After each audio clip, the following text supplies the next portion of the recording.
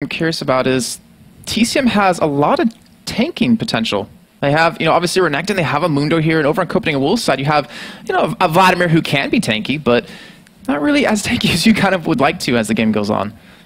No, Vlad, he's a sustained damage mage. He sits in the middle of the team. He uses a lot of separate rotations of all of his skills, which does necessitate him being a bit tankier, but he just tends to usually rely a little bit on his pool into Zhonya's and then into pool again late game. You might see if he wants to go a little bit tankier for his team, he can build something like a cooldown reduction build, like a Spirit Visage. He is actually taking a bit of damage right at this moment, but I don't think that's going to be a major concern. He's just going to walk off and recall. 30 seconds. Yeah, and we can see some trinkets already coming in here. You do see the Sweeper's Lens already picked up, at least one of them over on the Copenhagen Wolves side, and none over on the other. Talk us through what you think about that early game.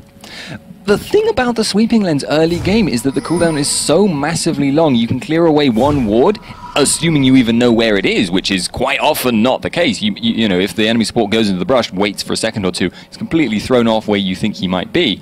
So even if you can clear out the ward, they will get their ward back again much quicker. So the only thing it can be used for, essentially at that stage of the game, is to give your jungler a window of opportunity, to bait them in to try and reward it.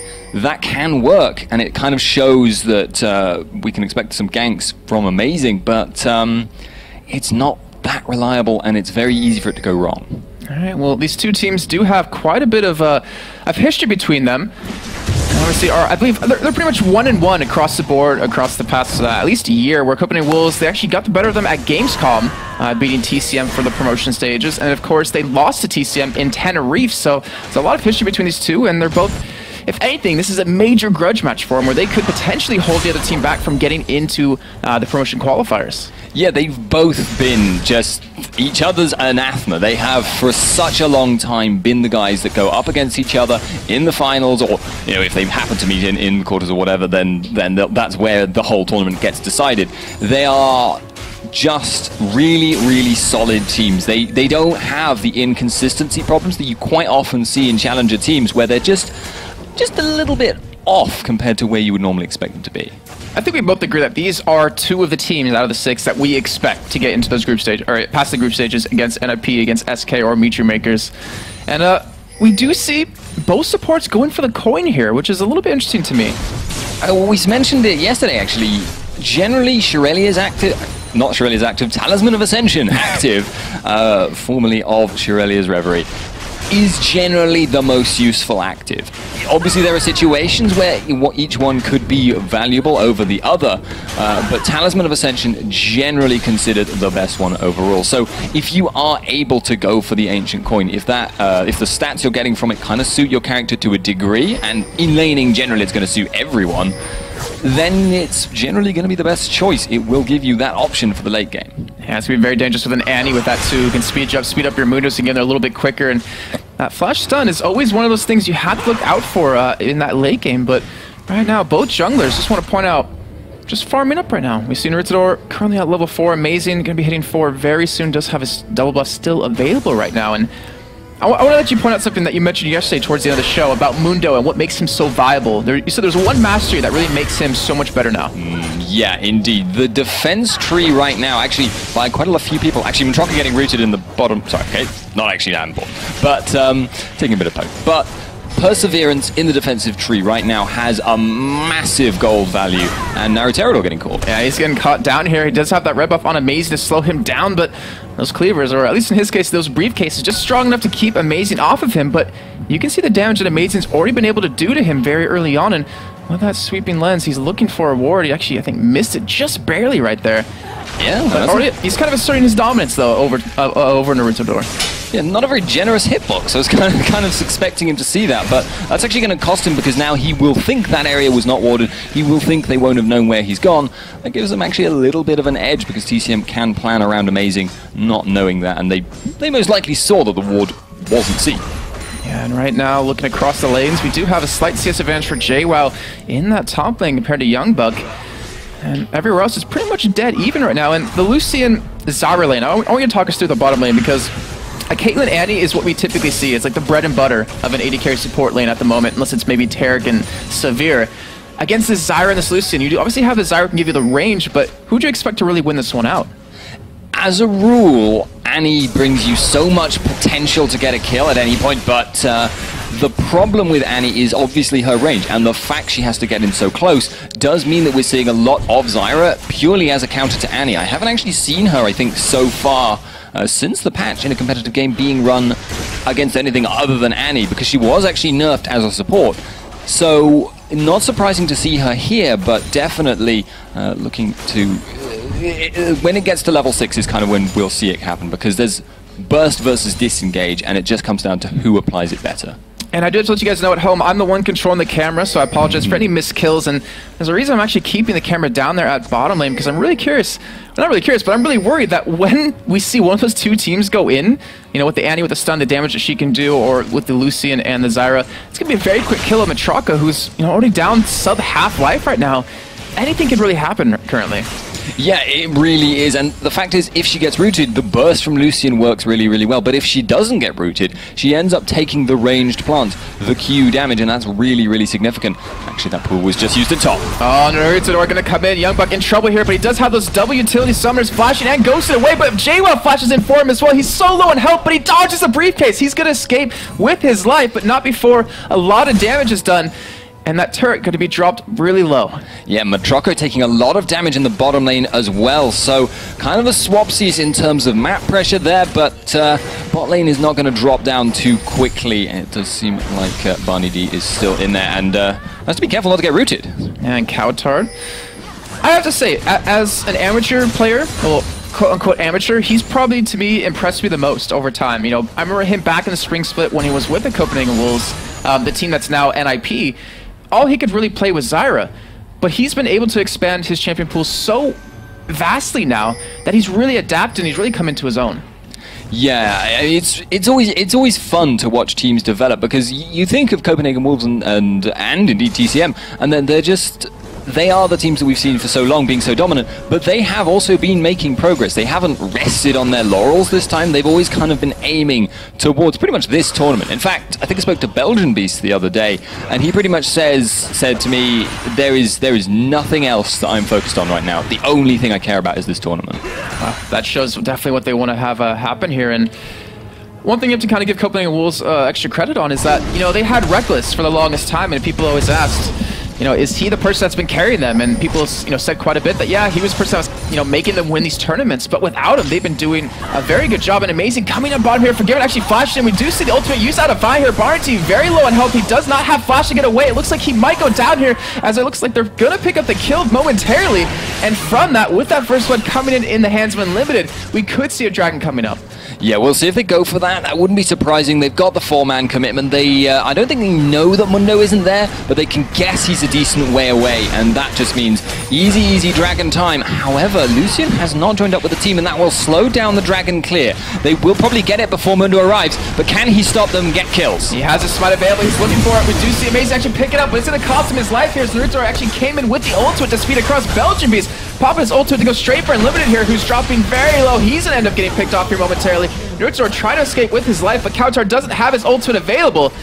And just like that, 2 kills coming into piece for both teams, but we did see that dragon go in the hands of Copenhagen Wolves. Yeah, heavy commitment there by TCM, and they might have been able to just snipe off 1 kill and back out, but as it happened, they did not, and that is actually probably going to favor Copenhagen Wolves, even discounting the dragon. Their AD carry is still farming, their mid lane is still farming, gives them just a little bit of an edge, tower damage, and experience on gold. One thing that we see developing with the items that's going to become relatively scary is the fact that Belgian Beast, he almost has his DFG done. And when that happens, if he does start to roam around, he could pick up some kills and really start to snowball the game, I want to say. I mean, TCM in their game yesterday, they didn't look as solid as Copenhagen Wolves did in their game, but they're still, we know them as a very strong team. Yeah, and you can always put that kind of thing, like, yes, maybe sometimes a team, you know, Copenhagen Wolves won in 20 minutes and TCM won in 30 minutes. But as I recall, I mean, it wasn't necessarily that exact timing, but as I recall, TCM actually ran quite a late game orientated composition last time, so it's not entirely fair to compare them on that kind of account. Although it is fair to say, I think, that Copenhagen Wolves has always been #1 and TCM has generally been #2. Well, another looking to prove you wrong here on that one, but Kautar does actually escape some damage out of Belgian Beast middle, and you know, I kind of want to agree. And the thing is, we always saw TCM when they played against Copenhagen Wolves, they would focus on Reckless, they focus on that bottom lane, they would try to kill him over and over, and that allowed Kautar to really blossom, no pun intended, when he plays Zyra as a player middle. But now TCM, they don't have that ability to just shut down one lane over and over again. But in the meantime, the top, we see Youngblood getting caught here. Naruto are going to be coming in. Can he tank up the turret? He does have the ultimate pop, so he will have the regen, but they back away. They let Youngblood escape. Yeah, Youngbuck is doing actually a really, really good job of avoiding these ganks, but now he's caught in a situation where he wants to save his tower, but he doesn't really have the health to afford going near, especially with no pool up, but that's up in 5, and Amazing is there, so it's not gonna... Yeah, I'm not sure if they can even win that fight with how tanky TCM is. You saw Nurtador's health, it was ridiculous, but in the meantime, let's see a turret actually fall first of the game in the hands of Copenhagen Wolves, taking down that bottom lane, and we talked about CS a little bit earlier, and we had JWoww winning top lane. Everywhere else across the board, it was pretty even. So we'll get back to that in just a second as we do hear Amazing go in on an Naruto here. He's actually going to get trapped in if he does keep going down because Kautar is in hot pursuit. The ultimate coming out of him, it's actually going to be enough to get him down, and Amazing picks up that kill, and Belgian Beast forced to back away. Nice prediction by Amazing there, catching out Naruterador and relying, in fact, on Zig's ability to follow him up. You could see Naruterador wasn't feeling too scared there. He didn't use his flash until it was already too late for him to get away. So, Copenhagen Wolves getting one up there, and that is a nice little advantage for them. Bot lane as well, being pushed back, so it just seems at the moment like Copenhagen Wolves are really starting to build up some steam here. Yeah, it seems like they're really trying to assert their dominance across the map, and Youngblood, like I said before, are doing an amazing job of just surviving in his lane. I mean, he's losing CS right now, which can be very detrimental as the game goes on. But most importantly, he hasn't been giving up kills, and he hasn't given away his turret just yet. Yeah, the interesting thing about Vlad versus Renekton is that Renekton can snowball that lane incredibly hard. If he gets ahead, he generally stays ahead. The thing, though, is Vlad actually, I know this is going to sound very strange considering how different the champions are in many ways, but he actually transitions to doing a very similar late game thing, but better. He does more damage. He's less easy to ignore, but instead of being tanky, he actually just becomes invulnerable. So if Vlad can stay comparable, he will actually eventually end up kind of outscaling Renekton, at least in teamfight presence. I'm really curious to see what item path he goes with, too, because right now, he's sitting on the revolver. I was wondering, is he going to go for that selfish spell vamp item, or is he going to go into Will of the Ancients? They have potentially triple AP, but we'll find that out very shortly. And the two support builds, we did see the medallion picked up a little bit earlier for Unlimited, and we do see Barnaby able to pick his up just recently. It's actually a little point of information. Spirits of the Spectral Wraith no longer gives any spell vamp. That I did not know. That shows you my knowledge on 314. Well, you were in Singapore. It does make it a bit difficult to play. That is my excuse. I go with that. Yeah, well, we can run with that. Copenhagen Wolves, though, continuing their train of control over the game, actually maybe looking to turn this around. He's kind of getting caught right there, but he's going to back away, or will they want to go for a fight here? They don't have the greatest of positionings. They do have potentially JWoww to come down from that top side, and Amazing, he's committing to this. He wants to get Nurtador down. He pops his ultimate. He actually tries to flash. He misses it over the wall, and he's still regenerating this up. An Amazing ultimate coming out of Barnaby, stunning up Amazing, but just to save Nurtador's life. But in the meantime, you're seeing the rest of Copenhagen was push this middle lane down. They are completely taking control. We actually saw Lucian going behind the tower, chasing away Belgian Beast, forcing out his ultimate charges using the culling, and that now means that there's going to be a potential for Matroco. Oh, he's getting pretty low, and you just see the damage that Forgiven's able to do against him here, and he didn't go for that standard build, he didn't go for that Triforce, he's actually gone for a Bloodthirster as his first item here. And what do you think about that?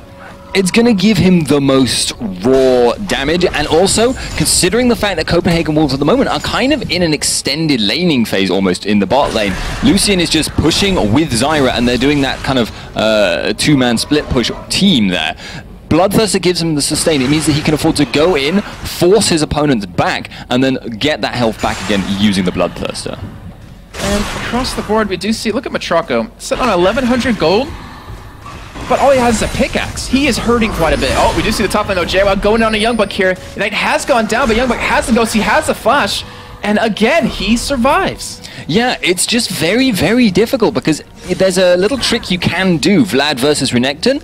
If you pull at the exact instant that Renekton's stun animation starts, the stun will be used, but no damage and no stun will resolve, and you just pull out.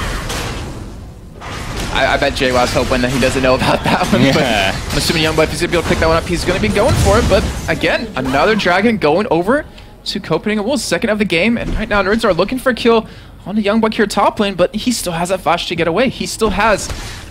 Well, he went for the double utility summoners that have been able to keep him alive.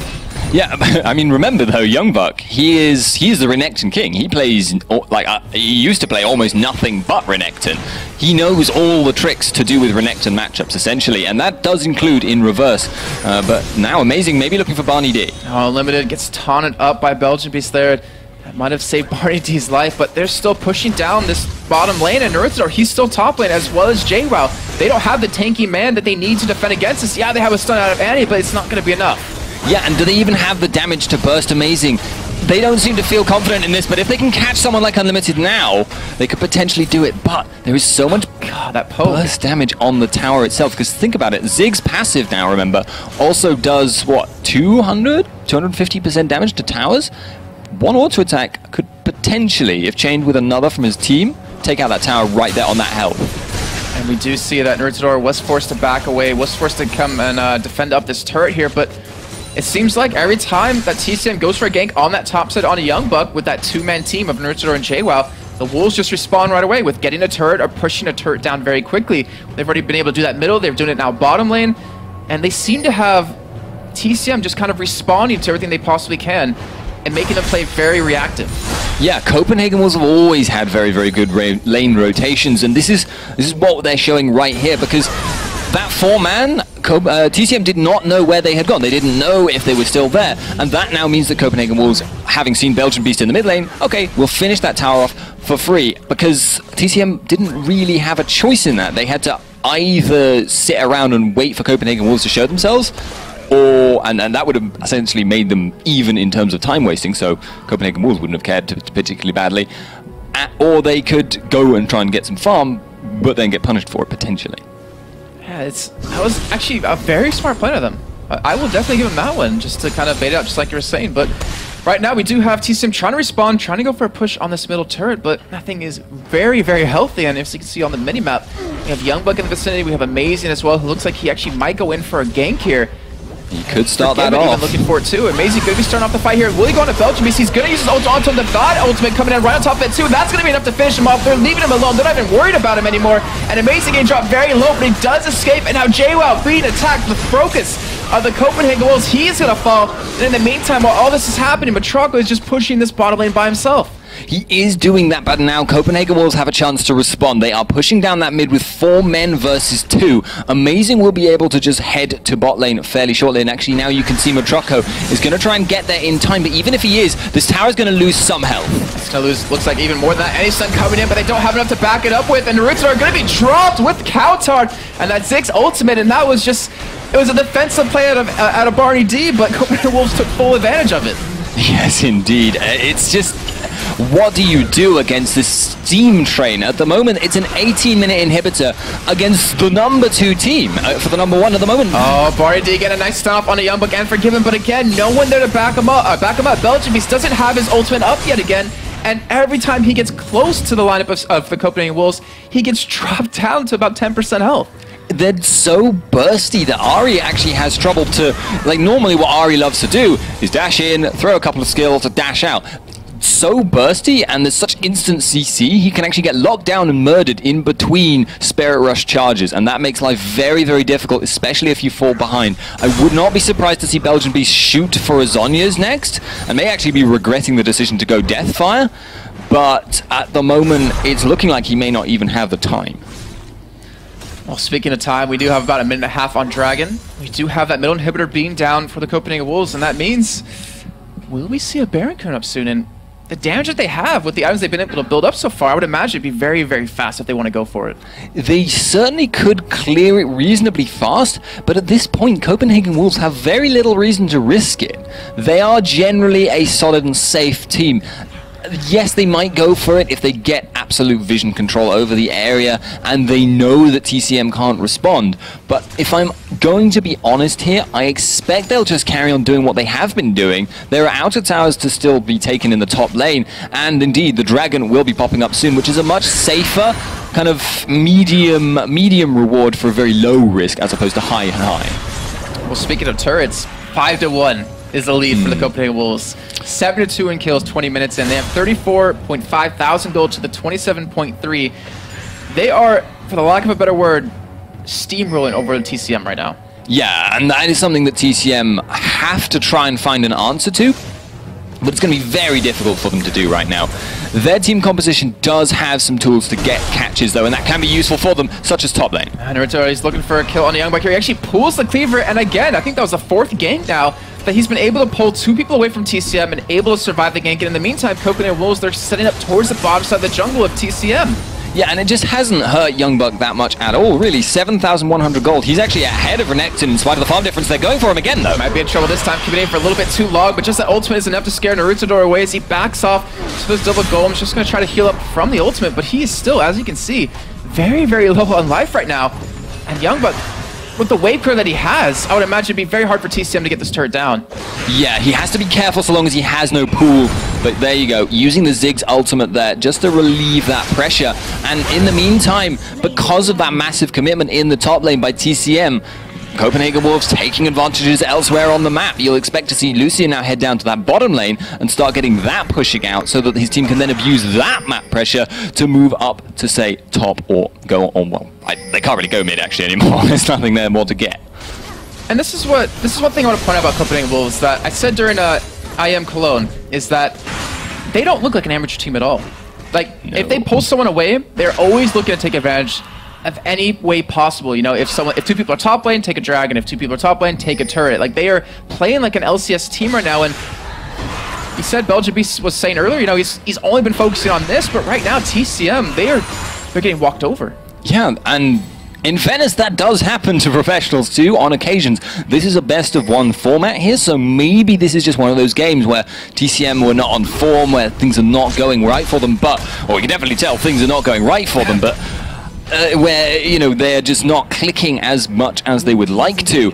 But if that's the case, tough luck. There's nothing, you know, I don't think they'll be matching up again. Actually, I don't understand round-robin formats. Maybe they would. I don't know. I always leave that stuff to Joe because tournament structures always hurt my head unless they're like double eliminations. Right now, Young Buck might get caught here. Does get stunned up. The charm does miss, but he's gonna Zodiac. He's still alive. The Zion ultimate comes in. It doesn't save him long enough. And finally, after all that, TCM is finally able to kill Young Buck for his first death of the game, but in the meantime, Forgiven, he's pushing this middle lane. He's looking for the inhibitor. As you see the fight still breaking out, Kautar picks up a kill on the Belgian Beast. We see a double kill picked up for him. As you see him sitting in towards the backside, you see Naruto trying to come in as well as JWoww, but they get stopped in their own tracks here. Morocco gonna use that ultimate onto Unlimited, but not enough to pick him up. JWoww might be enough though if he's going straight for him, but still, with that Ignite going down, with the kill coming in right now, Forgiven is still pushing. He's on the Nexus turrets. He's gonna be able to get at least 1 here. He might even get a second as Amazing does pick up a kill over onto JWoww, but the damage is done. Again, they lure the entirety of TCM away and they take advantage of it by pushing somewhere else. It's lane rotation basics, but they're taking it to such a good degree because they never let an opportunity go. They just never let up and stop the momentum, because that's something you will see sometimes on you know, I hesitate to say it, but lesser teams. They will be doing this kind of thing. They will be, you know, taking objectives off of kills, off of objectives, off of kills, but then they'll just go back. You know, but Copenhagen Wolves, they don't stop until they have no choice but to stop. So sometimes actually you will see them fall behind early, and then they actually have to rely on their team fighting skills, which are also extremely good. You know, no taking that away from them. But at the moment, they are not even really needing to team fight much. Yeah, I mean, and when they do, I mean, just look at what they have. Their lineup, they have 503 Ziggs. They have a 111 Young Buck who's been farming very well, considering he was behind in CS very early on. You have a 213 Vi who's extremely tanky, even has the shield to give her teammates, and then Lucian who's 241 CS. I want to hear ping going down. I don't know where that is though. Oh, it was on Barney Diaz. He gets dropped very low. But even Lucian, Trinity Force, Bloodthirster, and another BF sword behind that. Yeah, and it's just getting scarier and scarier as time goes on. However, I would say that the pace has somewhat slowed down for Copenhagen Wolves. They've now taken all the easy towers for themselves, essentially. But now TCM have to catch people out. And and the inhibitor is probably going to be the next major focal point, but they're starting Baron with them right there. Yeah, Matraco's bottom, Barndy is in base, Baron down about 6,000 HP, and Naruto are looking for some sort of life here as he's trying to go for the smite, but he's forced to just run away. He actually gets picked up in the end, and TCM, they're going to give this Baron up. They find opportunities where I'm not even seeing them, and I can see everything. That is really, really smart Baron calling there, and they knew that they could tank it very well. They know they have a lot of lifesteal. They know they have spammable shields from Vi thanks to her passive, so they could even afford to tank the Baron up, do a lot of damage to it, and then break off to chase away Naruteridor. Really, really nice stuff. And keep in mind, guys, there is only one Nexus turret up. There's only one inhibitor down, but the Copenhagen Wolves are looking to make that 2 here, and I would imagine TCM, if they're going to fight at any time in this game, they have to do it very soon. They can't really afford to let anything else go down besides this, but amazing. He's looking for an opportunity to go in for the fight. He has his ultimate available, but Belchimy's actually going to pop his ultimate and go for the charm onto Amazing, just turns it around right onto him, and Counter blows him up as you see Forgiven going straight against Naruto, are able to push him out of the fight right away, and JWoww running for his life. Copenhagen Wolves just bowled their way in there. Yeah, they are now so far behind that they cannot possibly fight, and that is actually the GG well played coming in. Wow, Copenhagen Wolves taking that first game just so dominantly. Like, you couldn't tell the difference between today and yesterday. It can't get much cleaner than a 15-4 scoreline, 53,000 to 35,000.